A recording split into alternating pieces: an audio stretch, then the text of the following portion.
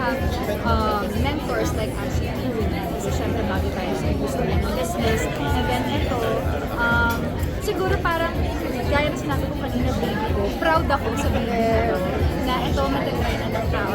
Piling supportan ng mga Pilipino. Kasi magaling tayo sa pag-produce ng mga bagay-bagay. And then this time, ito, Filipino product, hopefully, soon worldwide. So, yun yung mga target natin and goals for the company. And then nagiging Filipino product ng mga Filipino din gumawa. Parang swak ko yung kasi pag Pinoy ka, iba na naman yung value mo. Yes, and we're supported din from our European states. Yeah. Kasi. So parang ito hand in hand, maraming tulong ang nagtulong para for this product. Ano na siguro, mas siguro we're trying to promote din talaga na we need to take care of ourselves. Yes. Not just a physical look, but more of the healthy side. Kasi ngayon wala na sa edad yung na-attack sa So ito, it will promote your health, heart health. So parang it's more of hindi lang siya looking good, it's more of feeling good. From within. Yeah, from within. Kasi kailangan na natin sa dami na nangyayari sa buhay natin. And everybody is so busy. Kailangan din talaga bantayan din sa buhay. Speaking of busy, I heard na Kenya kayo. Very cute. Yeah! Big news. Sabi si Tina, wow, you take up your saving days for Batang Quiapo in Africa and so many countries in Africa.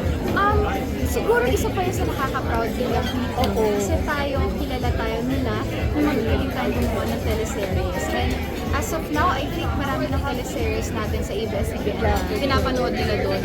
So parang we're just so happy and excited to be there, na makita nila, makita rin natin ang suporta nila kasi talagang from the very start nanonood na sila. I think if tama yung pagkakaalala ko, pag nakakapunta ako ng mga tao sa Papinubini, sinasabi nila since Mara Clara napapanood na nila. So imagine talagang doon sila nakasuporta. So ang sarap na pakiramdam and ang sarap maging parte ng mga ganong milestone ng isang company which is ng ABS. That's true. Actually, kung nakita ko yung mga saving days for Batang Quiapo, may makita ka doon ibang language sa comments. Nakakatuwa siya. And then, you're going to Kenya. How excited are you for that?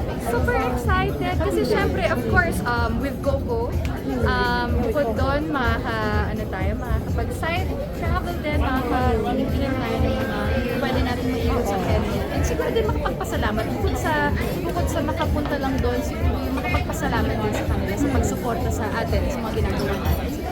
Ang sarap din feeling, Julia, na parang Kenya, Africa, parang very different kasi yung culture, pero in a way na natatangkip na yung kwentong Pilipino. Yes, that's why nakaka-proud talaga maging Pilipino. Imagine, ibang country na na-appreciate tayo. So, I think tayo rin mga Pilipino, mas mahalin pa natin yung kultura natin. Huwag natin bitawan, huwag natin pabayaan. Kasi yun ang minamahal ng ibang tao sa atin. So, yun din, tayo din, mas mahalin pa natin. Para mas lalo tayo yung sa magandang industriya na. Definitely. Thank you so much, Julia. Thank you. Congratulations.